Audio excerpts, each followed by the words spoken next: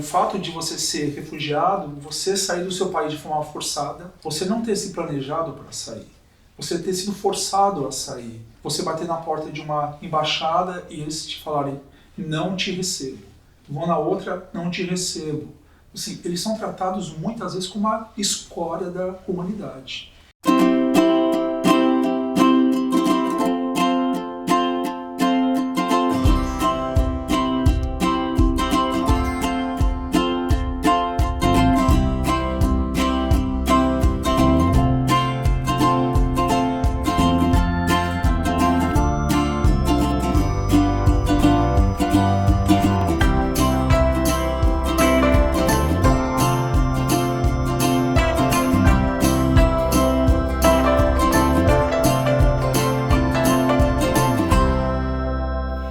Então já vamos começar dando aquele like gostoso, ativando as notificações. Se não é inscrito, se não é inscrita, faça sua inscrição no canal e ao final da nossa conversa, manda o seu comentário e compartilhe o vídeo. Eu vou conversar com o Marcelo Raidu, que é um dos fundadores da ADUS, que ao contrário do que eu imaginava, não é uma sigla. Negativo. O que é ADUS? ADUS é uma palavra do latim, que significa acesso, caminho, entrada. Acho que sintetiza bem aquilo que a gente busca com essas pessoas.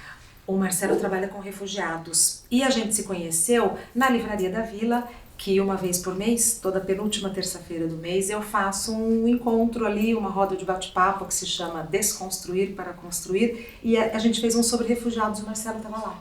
E me chamou muito a atenção porque vocês fazem um trabalho com o refugiado que é muito interessante. A gente lida aí com refugiados, solicitantes de refúgio, pessoas que migraram de maneira forçada dos seus países de origem, por conta de conflitos, por conta de violações de direitos humanos e por estarem sendo perseguidas por conta da sua raça, da sua religião, nacionalidade, opinião política ou por estarem associados a um determinado grupo social, por exemplo, um homossexual, uma mulher. E essas pessoas vêm aqui em busca de um recomeço de vida digno. Cerca de 90% dos refugiados no mundo hoje estão em países pobres ou em países em desenvolvimento. São os países vizinhos aos países em conflito. Então não estão na Europa? Não.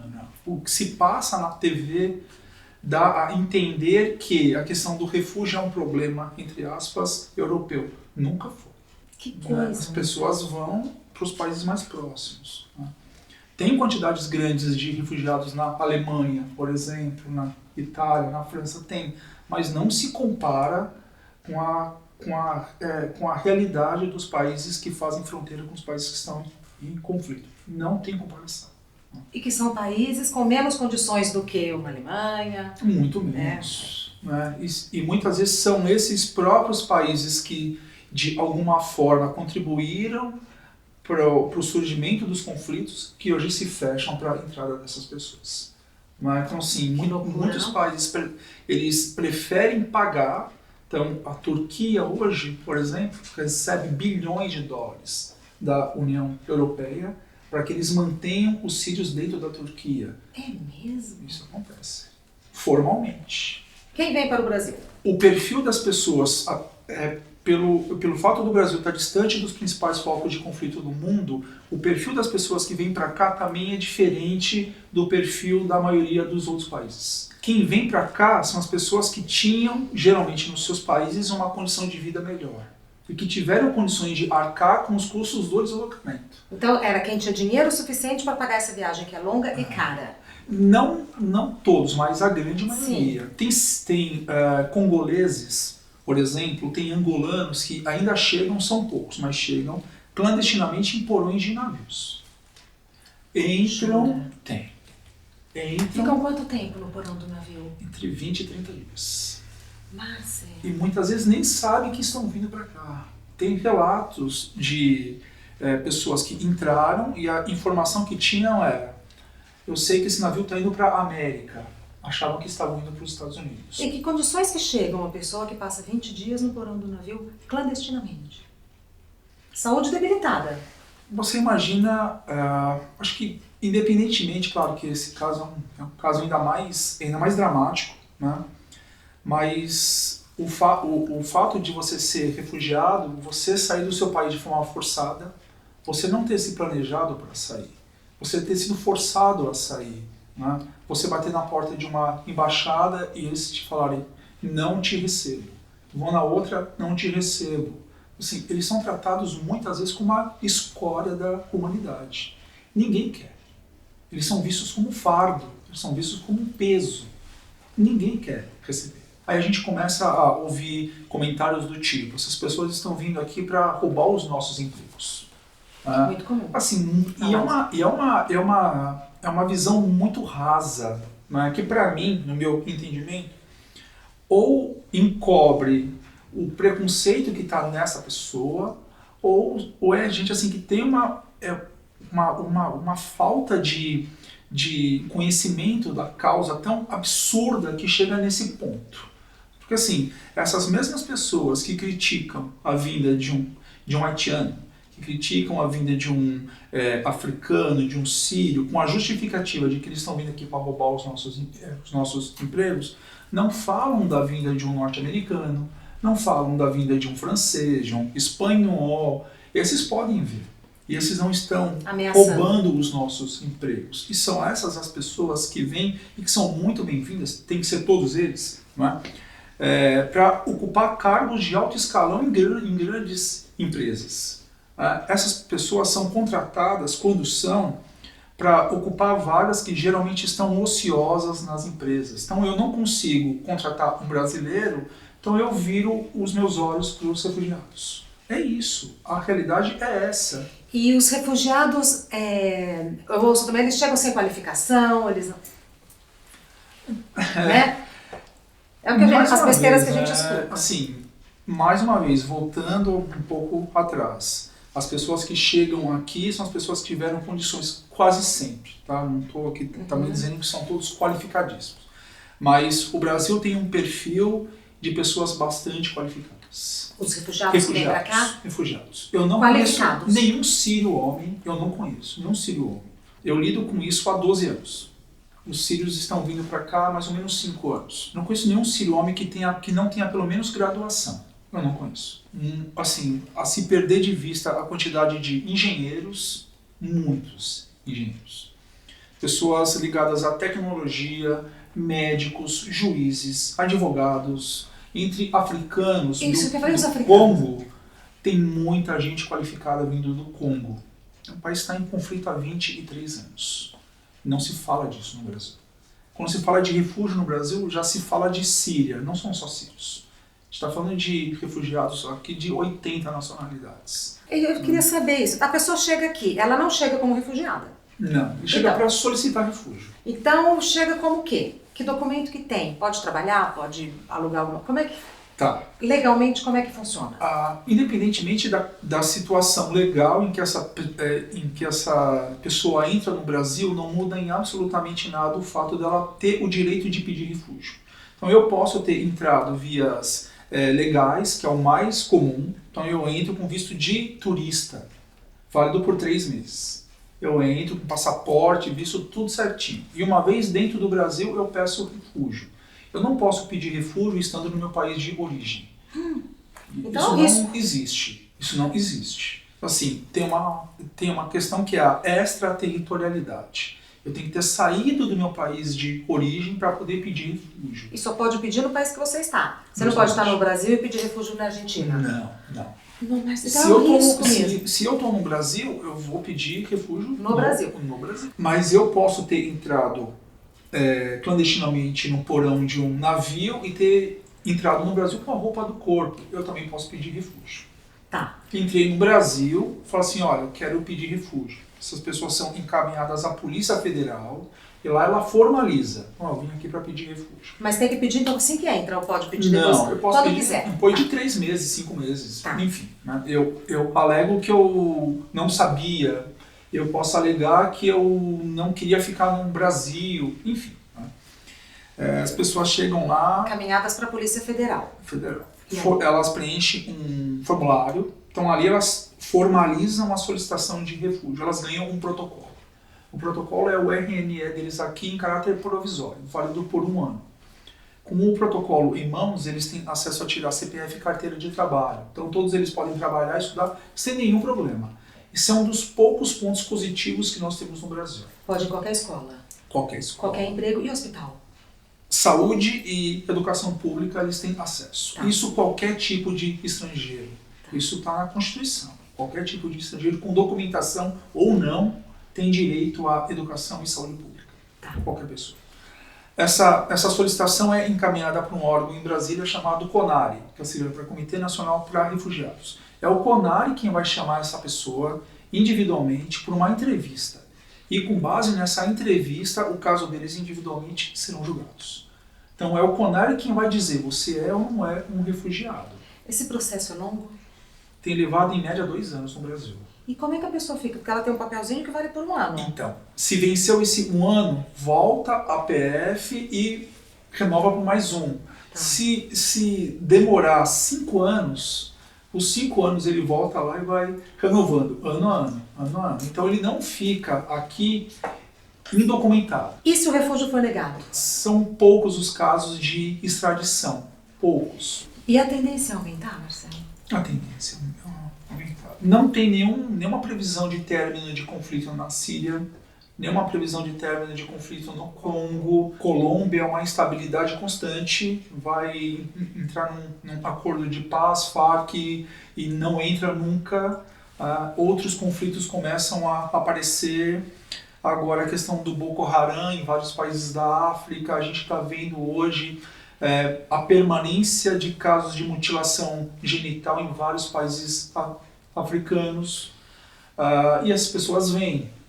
Então, e à medida em que essas fronteiras artificiais de países europeus, Estados Unidos e outros tantos permanecem fechados, a tendência é essas pessoas virem para a América Latina. E por que você acha importante acolher essas pessoas? Primeira coisa, eu acho que tem várias justificativas, né? Primeiro, o Brasil se comprometeu legalmente a recebê-los. Tem uma convenção da ONU, que data de 1951, da qual o Brasil é signatário. Então o Brasil se compromete a receber qualquer pessoa que entrar para pedir refúgio. Então tem uma questão legal, né? Eu acho que tem uma questão moral, né? Eu acho que é uma responsabilidade de todo mundo em acolher essas pessoas, né? O Brasil é um país gigantesco. Eu acho que a gente tem a possibilidade, tem condições financeiras, em que pese a gente esteja passando por um período aí de instabilidade econômica e política, de acolher mais pessoas. A gente está falando entre solicitantes de refúgio e refugiados, no Brasil todo, de pouco mais de 40 mil pessoas. É nada. É nada. É muito pouca gente. Né? Ao ponto de que uma Turquia acolhe 3 milhões. E vão aqui mais próximo, Venezuela, Equador, cada um deles tem mais de 30 mil refugiados, não solicitantes de refúgio. E países que, se comparado ao Brasil, em termos de tamanho de território, de poder econômico, são nada. Né? Então, o Brasil tem condições. Essas pessoas agregam muito ao país. Em que sentido? Economicamente, culturalmente. Assim, quem lida, né, com eles ali na ponta da lança, no dia a dia, é impressionante a qualidade dessas pessoas. Né? Então, assim, se você não quer levar em conta, em primeira escala, a dignidade humana dessas pessoas, levar em conta que essas pessoas não estão optando por migrar, é uma migração forçada. Ou eu migro, ou eu corro risco de morte. Né? Então, se eu não levo o lado humano, que pelo menos se veja a questão econômica, cultural, social. E assim, para mim é uma contradição e uma hipocrisia muito grande. O Brasil é um país formado por estrangeiros. Duvido que você, alguém dentro dessa sala, alguém que está nos assistindo, ouvindo, não tenha um avô, um bisavô que não veio de um outro país. Então, por que os nossos antepassados puderam entrar, seja lá da forma que entraram, e essa nova leva não possa entrar? Né? Então, assim, acho que as justificativas são várias. Sim. A gente tem que receber e receber bem essas pessoas. A gente trabalha no processo de integração local dessas pessoas, e para isso a gente tem um foco na qualificação e na geração de renda. Então a gente apoia com aula de português, curso de qualificação profissional, a gente ajuda esse pessoal a se inserir no mercado de trabalho, apoio psicológico, e a gente criou 2 serviços. Então, são serviços prestados pelos refugiados para a população local. Como assim? Então, a gente criou uma escola de idiomas chamada Mente Aberta. Então, os refugiados são qualificados para darem aula de inglês, francês e árabe. E a partir de janeiro do próximo ano entra espanhol nesse leque aí. Quem pode fazer essas aulas? Qualquer pessoa. Então, as aulas elas acontecem na sede do Ados, na Avenida São João 313, 11º andar. Aulas particulares, a gente tem aulas em escolas e aulas em company em empresas. E um outro serviço que trabalha que vai para a questão da gastronomia. Ah, isso é muito legal. Isso é ótimo. Isso é ótimo. Então a gente qualifica alguns refugiados, que esse é um projeto chamado Sabores e Lembranças. Os nomes são ótimos. Ele começou com workshops de gastronomia, então sabores por conta da gastronomia. E o Lembranças, ao longo das aulas, eles falavam da relação deles com aqueles pratos. Então contavam causos, eu lembro que eu comia esse prato às sextas-feiras com a minha avó, lá na Síria, lá no Congo. É muito bonito. Mas como é que funciona? A gente posta esses cursos na página no Facebook nosso. Então, uma vez mês, uma vez a cada 2 meses, tem um workshop de gastronomia. Então eu posso ir lá aprender a fazer um prato da culinária árabe com uma pessoa que... Justamente. Com um árabe. Sírio, com um palestino. E esse serviço se estendeu agora, desde o final do ano passado, para o serviço de catering. É isso que eu queria saber. Então, você... Vou fazer um jantar. A Regina vai fazer aqui um jantar para um grupo de 20 amigos e quero contratar um congolês para vir aqui para fazer o jantar. Será muito bem recebido. Marcelo, no final da entrevista, o convidado tem o direito de fazer uma pergunta para mim. Por que você se interessou em entrevistar alguém que trabalha com a questão do refúgio? Primeiro, porque eu vejo com bons olhos a gente acolher essas pessoas. Eu acho um absurdo o que acontece. Eu não me conformo quando eu vejo as pessoas morrendo naqueles barcos, porque eu fiquei sabendo da situação dos refugiados na Turquia, e porque eu acho que a gente está numa época que a gente precisa acolher o outro. E acolher o outro, assim, acolher o meu vizinho, acolher o que é diferente, o que vem do outro país, porque essas fronteiras todas não fazem sentido, né, Marcelo? Essas divisões, assim, daqui para cá é uma língua, daqui para lá é outra, isso não faz mais sentido. Eu acho que a internet mostra muito isso, que é uma grande teia, estamos todos nós nela. E a gente precisa de informação confiável, a gente precisa de gente que trabalha com seriedade. E acho que é uma questão que a gente tem que trazer para o nosso dia a dia, porque eu vejo muito esse assunto, é conversado pontualmente, depois a gente esquece. Né? Aí vem um refugiado, fecha o vidro, não quer conversar. Então, assim, é trazer para o dia a dia para a gente realmente começar a acolher essas pessoas nas nossas vidas. Legal. Por isso. Espero assim, contribuir, nem que seja um pouquinho, né? Mas ajudar no debate, no entendimento e tal. É o que eu posso fazer. Esse tipo de iniciativa é fundamental, né? Para as pessoas cada vez mais. Eu acho que é um trabalho de formiguinha mesmo. Né? É uma discussão aqui numa escola, outra ali numa universidade. É um vídeo como esse que abarca 30 mil pessoas, 100 mil pessoas, e esses possam replicar para os seus amigos, para os seus pais, para os seus filhos. E assim, eu acho tão gostoso, teve a virada cultural aqui em São Paulo, eu andando, é tão gostoso você ouvir outros idiomas, outras comidas, outras cores, outro jeito de arrumar o cabelo, outro jeito de se vestir, sabe? Eu acho que esse colorido é um ganho cultural, é um ganho que vai repercutir na nossa maneira na nossa expressão artística, nas nossas escolhas. Claro. Né? Eu acho que a gente tem muito que aprender com essa misturada toda. Acho bem legal. Bacana. Obrigada por ter vindo. Imagina, foi um prazer. Parabéns pelo trabalho. Obrigado. Maravilhoso o seu trabalho.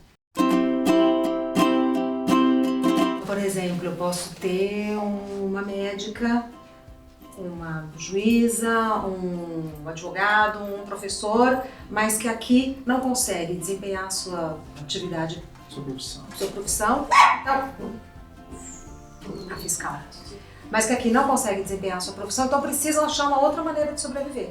Justamente. Interessante. Aí é muito comum você ver um advogado, um juiz sírio vendendo esfirra, quibe, fazendo seu falafel, já tá dando fome.